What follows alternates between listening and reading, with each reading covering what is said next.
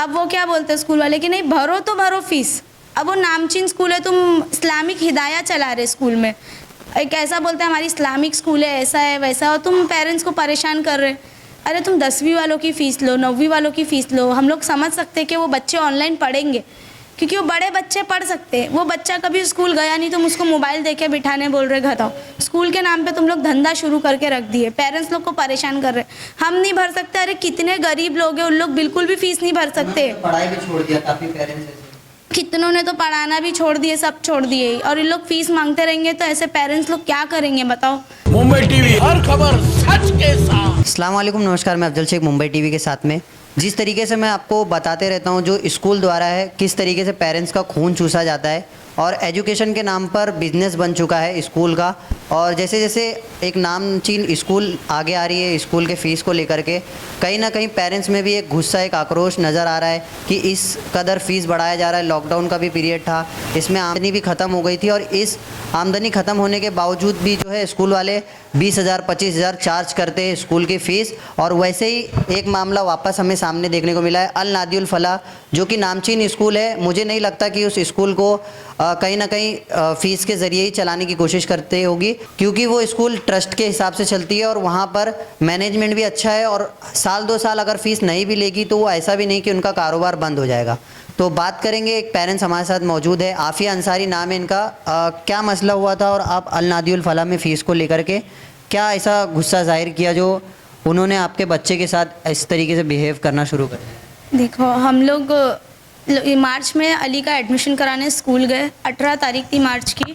हमको नहीं पता क्या कि लॉकडाउन लगने वाला इतना बड़ा, तो उन्होंने 21 मार्च का मुझे वो दिए थे पावती कि बच्चे का आप स्कूल में दारुल फलाह के पास से यूनिफॉर्म और बुक्स वगैरह कलेक्ट कर लेना। लेकिन हम लोग 21 मार्च को नहीं जा पाए और 22 से लॉकडाउन लग गया। फिर उसके बाद हम लोग जून में लखनऊ चले गए। पूरा लॉकडाउन, जब पहला लॉकडाउन खुला ना, तो हम लोग लखनऊ चले गए। हम लोग वहाँ से आए नहीं। तो जून की मुझे 15-20 तारीख तक के कुछ इसके ही बीच में स्कूल से फ़ोन आया कि आप लोग स्कूल में आओ, बच्चे लोग का वो है, मीटिंग है पेरेंट्स की, आपको बताएंगे। तो मैंने बोली किस बात पे मीटिंग है, मैं तो आ नहीं पाऊँगी क्योंकि मेरी पूरी फैमिली लखनऊ में है। तो उन्होंने बोले इस बात पे है कि आपको स्कूल में रखना है नहीं रखना है। मैंने बोली गवर्नमेंट ने तो डिक्लेयर कर दी ये साल स्कूल नहीं खुलेगी, और मेरा बच्चा नर्सरी में पहली बार स्कूल में गया भी नहीं तुम्हारे। तो अगर आप एडमिशन कंटिन्यू करेंगे ना, जब से स्कूल शुरू होएगी तो मैं कंटिन्यू करूँगी, और अगर नहीं ऐसा है आपकी स्कूल में तो आप मेरा एडमिशन कैंसिल कर दो मेरे बच्चे का। तो उसकी टीचर ने बोली अच्छा ठीक है, बस इतना ही पूछना था, ऐसे बोल के रख दिए। फिर उसके बाद हम लोग लखनऊ से अब आए। उसके बीच में भी उनके 3-4 फ़ोन आए मुझे। तो उन्होंने बोला आप जब भी आएंगे ना पहले प्रिंसिपल से मिलो आके, जब भी आएंगे प्रिंसिपल से मिलो। तो हम लोग अभी आए लखनऊ से, 20 दिसंबर को आए। तो अभी मैं गई थी 24 या कुछ 26 शायद, अभी मैंने आपको कॉल करने के 1-2 दिन पहले गई थी वहाँ। तो उन्होंने क्या बोले कि आप ऐसा नहीं होता है, आपको पहली मीटिंग में आके एडमिशन कैंसिल कराना था। तो मैंने बोली मैं थी ही नहीं, आपके स्कूल से फ़ोन आया था तो मैंने बोली थी एडमिशन कैंसिल कर दो करके।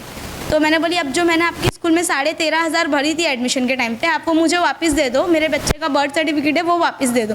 तो बोले नहीं ऐसा नहीं होएगा, अभी जून से लेकर दिसंबर तक के तुमको फ़ीस भरनी पड़ेगी स्कूल, जितनी भी फ़ीस लगती है इनकी 950 600 2 फ़ीस है, एक टर्म फीस है, एक 600 है। बोले ये दोनों फ़ीस के हिसाब से जितनी फ़ीस होती है ना वो भरनी पड़ेगी। तो बोले आपके 13.5 में से हम पूरी दिसंबर तक के फ़ीस काट के जो पैसा बचेगा वो पैसा आपको देंगे। तो मैंने बोली ऐसा नहीं होता है। और वो जो उनके सर थे इतना चिल्ला रहे, उंगली दिखा के बेंच पटक के बात कर, और बोलते हैं कि आप गवर्नमेंट साइट पे चेक करो। मैंने बोली कौन सी गवर्नमेंट ने ऐसा बोली है कि आप न्यू एडमिशन बच्चे को स्कूल में फ़ीस भरो पूरे साल की। मेरा बच्चा स्कूल की दहलीज भी नहीं चढ़ा कभी तुम्हारे, ना यूनिफॉर्म ना बुक्स ना कुछ। आप लोग बार बार फ़ोन करते हैं यूनिफॉर्म लो बुक लो, लेकिन मैंने हमेशा मना ही की। अगर मैं मुमरा में रहती तो मैं आती स्कूल, लेकिन मैं खुद लखनऊ में फंस गई थी, वहाँ पर हमारी गाड़ी का एक्सीडेंट हो गया था करके, वरना हम आते स्कूल में इनकी। जैसी आई वैसी मैं स्कूल गई। तो ये बोल रहे कि नहीं आपका जो 13.5 है ना उसमें से फ़ीस काट के आपको देंगे। तो मैंने बोली ऐसा नहीं। तो बोलते गवर्नमेंट साइट पे चेक करो। तो मैंने बोली गवर्नमेंट ने बोली है फ़ीस लेने हैं, लेकिन वो 9 से 10 से जो बड़ी क्लास के बच्चे उनकी ऑनलाइन बोली है फ़ीस, इतने छोटे नर्सरी के बच्चे की फ़ीस नहीं बोली है। कौन सी गवर्नमेंट साइड है क्या है वो नादुल फलाह वाले ही बताएंगे आपको। कितना आपने शुरू में पैसा भरा था और अभी कितना आपसे मांग रहे हो? उन्होंने क्या बोले, मैंने 13.5 भरी थी, अब वो बोल रहे पूरी फ़ीस भरो। अब उनकी पूरी फ़ीस क्या हिसाब से होंगी मेरे को क्या मालूम। बोल रहे 950 इस पर लिखा है 1 महीने की फ़ीस। तो 1 महीने के हिसाब से आप जोड़ो ना, दिसंबर तक के बोल रहे भरने को फीस। अच्छा, जैसे अल नादियुल फलाह अपने आप में ही एक नामचीन स्कूल मुमरा शहर में, तो मुझे नहीं लगता कि उसे डोनेशन की ज़रूरत पड़ती होगी, क्योंकि उसे ट्रस्टी चलाते, जैसे दारुल फलाह की ट्रस्ट हो गई, वो मैनेजमेंट करती है। इतना अच्छा नामचीन स्कूल होने के बावजूद भी वो पेरेंट्स का दुख दर्द नहीं समझ पा रहे, क्यों ऐसा हो रहा है? आपको पता है इन लोग ने एक ग्रुप में ऐड किए थे मुझे, नादुल फलाह ग्रुप में। जब मुझे मेरे बच्चे को रखना ही नहीं था तो मैंने वो ग्रुप खुद ही थोड़े दिन में एग्जिट कर दी। वो मेरी गलती हुई, मुझे नहीं पता था कि गवर्नमेंट के बाद ऐसा करेंगे, वरना मैं कभी वो ग्रुप एग्जिट करती नहीं। वो ग्रुप में बहुत सारे पेरेंट्स ना यही वॉइस भेजते थे कि हमारा बच्चा कभी स्कूल आया नहीं, हम फीस कैसे भरे, हमारा बच्चा कभी स्कूल पढ़ा ही नहीं, ना यूनिफॉर्म लिए ना कुछ लिए। बहुत सारे पेरेंट्स के मैसेज आते थे। तो मैंने ये सोच के वो ग्रुप एग्जिट की थी कि भाई मुझे तो रखना नहीं स्कूल में, और स्कूल चालू नहीं तो ग्रुप में रह के क्या फ़ायदा। तो मैंने ये उनका ग्रुप एग्जिट कर दी थी। अब वो क्या बोलते हैं स्कूल वाले कि नहीं भरो तो भरो फीस। अब वो नामचीन स्कूल है, तुम इस्लामिक हिदाया चला रहे स्कूल में, एक ऐसा बोलते हैं हमारी इस्लामिक स्कूल है, ऐसा है वैसा है, और तुम पेरेंट्स को परेशान कर रहे। अरे तुम 10वीं वालों की फ़ीस लो, 9वीं वालों की फ़ीस लो। हम लोग समझ सकते हैं कि वो बच्चे ऑनलाइन पढ़ेंगे, क्योंकि वो बड़े बच्चे पढ़ सकते हैं। वो बच्चा कभी स्कूल गया नहीं, तुम उसको मोबाइल दे के बिठाने बोल रहे घर में। अच्छा, जैसे आप पढ़ाई की शुरुआत कर दी हो, लेकिन कहीं ना कहीं ऐसा देखने को मिल रहा है एजुकेशन को धंधा बना लिए कुछ स्कूल। नहीं, एजुकेशन को इन लोग ने धंधा ही बना लिया स्कूल वाले। मासूम बच्चे लोग की फ़ीस मांग रहे लोग। नर्सरी हो गई, सीनियर हो गई, जूनियर हो गई, पहली, अरे कम से कम तुम 5वीं तक के बच्चे लोग को तो छोड़ो फीस के लिए।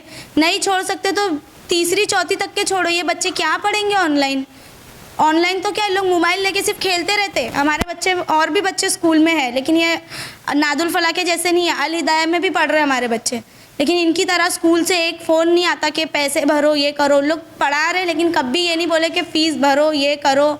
इतना परेशान। और वो बड़े बच्चे हमारे जो घर में पढ़ रहे हैं ना, सब बड़े बड़े बच्चे 14th में है, बहुत सारे बच्चे पढ़ते हैं हमारे घर में। ये तो मेरा पहला बच्चा है ऐसा जिसकी ये मतलब और नर्सरी की क्या फ़ीस लेने का ये बताओ। स्कूल के नाम पे तुम लोग धंधा शुरू करके रख दिए, पेरेंट्स लोग को परेशान कर रहे। हम नहीं भर सकते। अरे कितने गरीब लोग हैं, उन लोग बिल्कुल भी फ़ीस नहीं भर सकते। पढ़ाई भी छोड़ दिया काफ़ी पेरेंट्स ऐसे। कितनों ने तो पढ़ाना भी छोड़ दिए, सब छोड़ दिए, और इन लोग फीस मांगते रहेंगे तो ऐसे पेरेंट्स लोग क्या करेंगे बताओ। लॉकडाउन के बाद से कितने जन का काम धंधा छूटा है, सब है। हम तो छोड़ो, हमारा पैसा तो तुम देने को से नहीं रहे, लेकिन हमारे ज़रिए बाकी पेरेंट्स तो आगे आएंगे ये स्कूल के नाम पे। जितने भी जन ग्रुप में वॉइस भेजते थे, इतने बाप इतने माँ परेशान हो के मैसेज करते थे। वो मैं बोल रही हूँ ना, वो ग्रुप में होती ना, मैं आपको एक एक वॉइस करती। उसकी स्कूल टीचर को मैंने फ़ोन करके बोली कि आप मुझे ग्रुप में ऐड कर दो, तो उन्होंने किए भी नहीं, इतने चालाक है स्कूल वाले।